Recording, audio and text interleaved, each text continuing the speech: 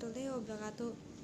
Perkenalkan, nama saya Kaput Jamayanti. Saya dari Universitas Muhammadiyah Cirebon, jurusan Manajemen, Fakultas Ekonomi, kelas 2B reguler.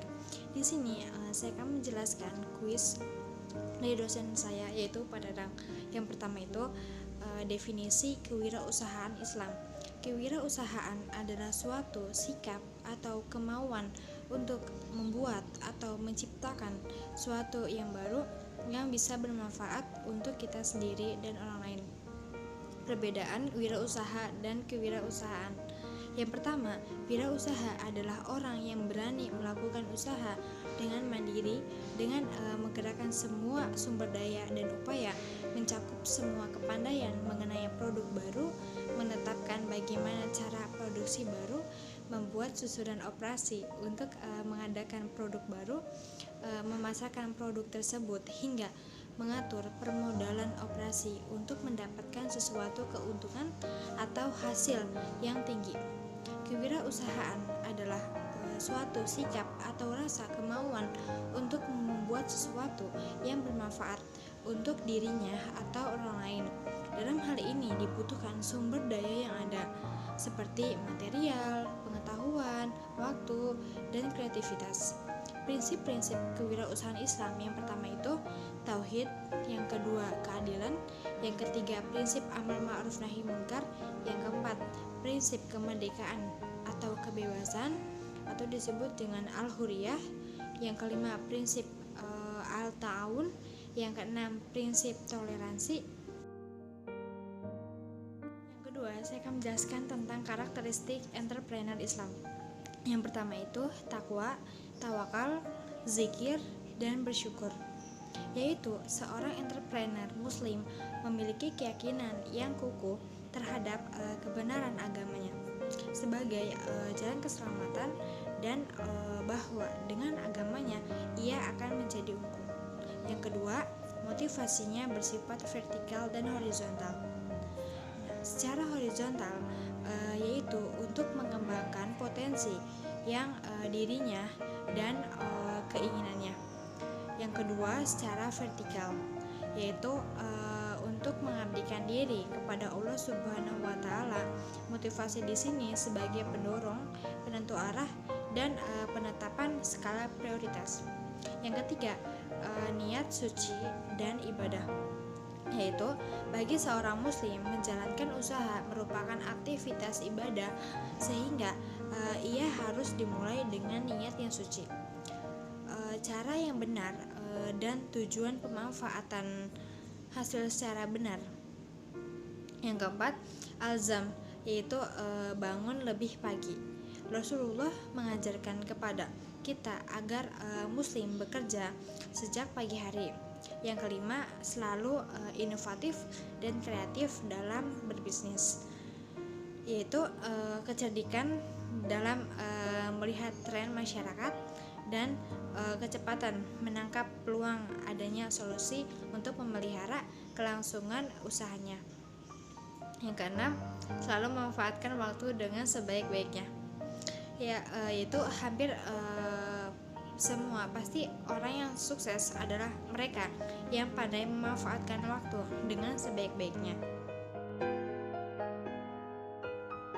Di sini saya akan menjelaskan tentang prinsip dan etika bisnis. Prinsip adalah kebenaran universal yang inhalal, yang menjadi titik tolak atau dasar yang berkaitan dalam berpikir dan bertindak, yang dipadukan dalam Islam. Prinsip dibagi dua, prinsip khusus dan prinsip umum.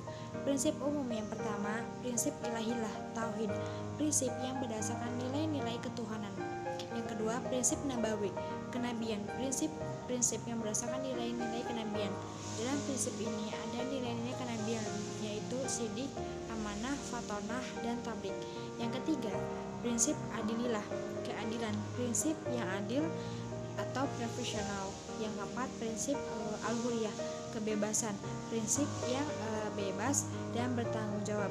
Yang kelima, prinsip musawah, yaitu kesetaraan. Yang keenam, prinsip ta'awun, tolong menolong, prinsip yang mengandung kerjasama antara yang kuat dan yang lemah. Prinsip khususnya yang pertama, prinsip taba'dulul, Yang kedua, prinsip pemerataan distribusi. Ketiga, prinsip Antaladin saling ridho. Empat, prinsip Adamul Magodir, prinsip yang harus meniadakan sifat judi, ketidakjelasan kerugian, menimbun barang atas dasar kesempatan dan bunga. Yang kelima, prinsip al-biru wal at-taqwa, prinsip yang saling tolong-menolong dalam ketakwaan. Yang keenam, prinsip musyarakah, prinsip yang membagi hasil dengan adil. 7. Prinsip hisabiyah, pendokumentasian. Transaksi harus tercatat dan catatan tersebut akan menjadi bukti hukum dalam menyelesaikan masalah. Etika dalam syariah Islam. Etika bersifat memperdayakan atau tolong-menolong. Nah, yaitu membantu pihak yang lemah, membantu orang melalui infaknya. Nah, cara membantunya itu ada dua, ada konsumtif dan produktif. Konsumtif yaitu membantu orang duafa atau orang tua yang tidak mampu bekerja. Produktif yaitu mampu membantu orang yang masih muda dengan memberi dia pekerjaan. Lalu ada yang kedua, etika pembayaran. Ketiga, etika jual barang dan hutang. Keempat, jual barang dan pemasaran, yaitu dalam pemasaran yang patut dihindari adalah yang pertama, khianah. 2. Takrir. 3. Taglis. 4. Tadlis al-murabaah. 5. Disisi. 6. Muhammaroh. 7. Tanajusi. 8.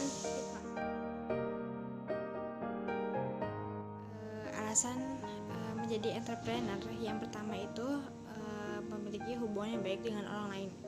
Jadi sebagai entrepreneur kita tuh akan sering berkomunikasi dengan orang-orang banyak. Nah, lalu yang kedua itu membuka lapangan pekerjaan bagi orang lain. Nah, maraknya pengangguran saat ini, dengan menjadi entrepreneur kita bisa melakukan banyak hal guna mengatasi masalah pengangguran. Nah, pengangguran muncul karena sempitnya lapangan pekerjaan. Nah, ketika kalian menjadi seorang pengusaha, pasti bakal membuka juta peluang bagi masyarakat yang membutuhkan. Nah, menjadi lebih percaya diri dengan baiknya contoh bagaimana entrepreneur saat ini meraih keberhasilan dalam berbisnis, tentu membuka mata masyarakat bahwa menjadi seorang entrepreneur itu menjanjikan dan juga keren. Nah, dengan terjun ke dalam dunia entrepreneur, kita memiliki nilai lebih di mata masyarakat. Jika kita berhasil, mereka meraih kesuksesan berbisnis, yang kita tekuni bukan tidak mungkin kalian, justru akan menjadi inspirasi bagi orang lain. Sekian video kuis dari materi kewirausahaan Islam.